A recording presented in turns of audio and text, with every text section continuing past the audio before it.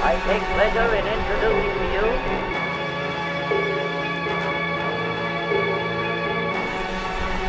I take pleasure in introducing to you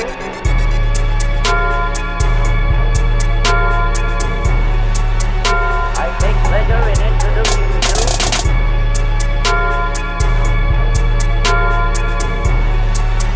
I take pleasure in introducing to you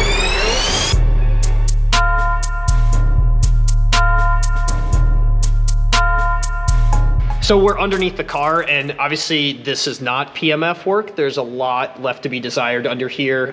You could tell by Gary's facial expression that Yeah, it's pretty rough. he's not impressed by what's down here. But you know, this has probably exchanged hands a number of times, and a bunch of different companies or people have worked on it. If we were to start with a frame-up build like this, we would do a lot of things differently, right? Yeah, we would have built a complete chassis for it. You know, it's a mid-90s Caprice. Somebody cut it in half, stretched it 4 feet.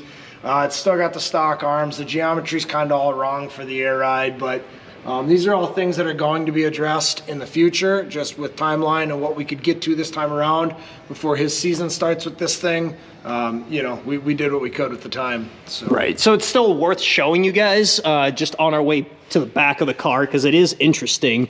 But what we wanted to show off in terms of what we did is the ride height sensors here for the AccuAir air ride system. So do you want to tell us a little bit about where we touched the car here? Yeah, I mean, pretty much we left the air ride system as was down here, just again, timeline. But what we did add to make the AccuAir functional was the ride height sensors.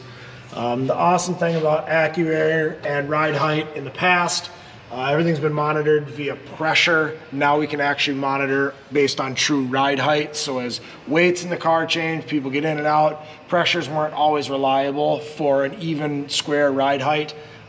There's nothing better than ride height sensors. AccuAir's got super accurate system with it. We've used a few, and this is kind of the one that we prefer to install.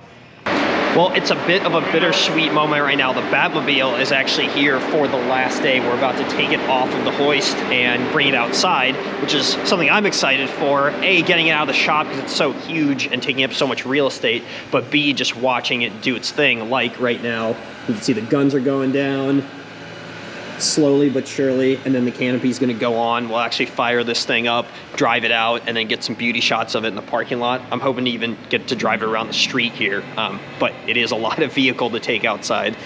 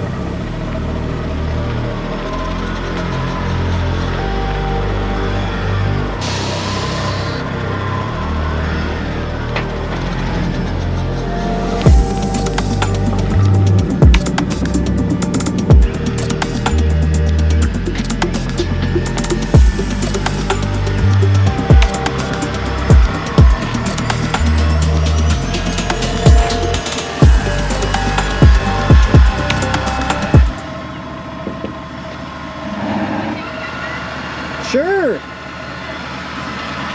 Even in our little industrial area, we're already drawing a crowd. We've gotten a couple weird looks from the USPS guy, dude in a Jeep, and this lady right here. So I can't imagine driving this thing in a populated area. It looks so out of place in the coolest way possible. Can I get a ride? All right, perfect. I mean, how many opportunities am I gonna get to ride in the Batmobile?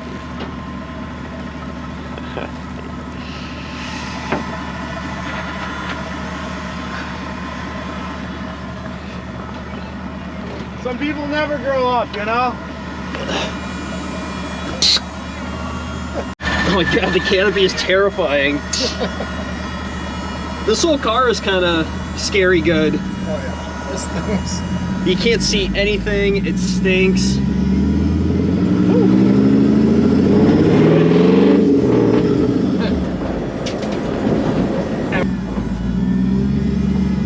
It's not often that you get to see two guns out the windshield. Did you try and hit that? Oh, I guess it's so wide you can't avoid it. You gotta test it out, you know? That was ride height 1, this is 2, this is 1. So this is like show height. It kind of rides like you'd expect it to ride. Yeah, not that great. Not that great. But I can't believe, like I was saying, in this industrial area, how many people just popped out of their buildings to take pictures. Oh, yeah. You roll up in like downtown in this? Dude, it would be unreal. Yeah. Like I said, it is a bittersweet day. The Batmobile is leaving. The owner just showed up. I was expecting him to be in full Batman outfit, but unfortunately he wasn't.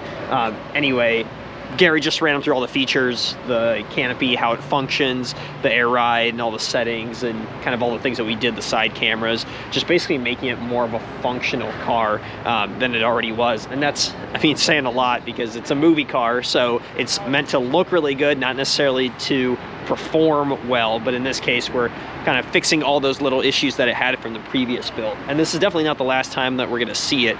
This car is probably going to do a round of shows during the summer here in the Midwest and even outside, and then it's going to come back to our shop for I know we need to fix some of that wiring mess that Gary was talking about, and just some general upgrades and maintenance stuff. So I'm sure this isn't the last time we're going to see it. Right now we're going to load it up on the trailer and then kind of wave it goodbye and clear up a space for essentially 2 cars to go back in the shop, which we've got a lot of cool stuff coming. So hopefully you guys enjoyed the Batmobile. There was we did as much footage as we could on it, and we're just hoping to get it back soon to show you guys even more, because there's so many cool little details that we noticed around the shop that you might not have. We didn't even talk about the LS. You can hear it right now, but yeah, awesome car, awesome owner, and can't wait to have it back at Patience.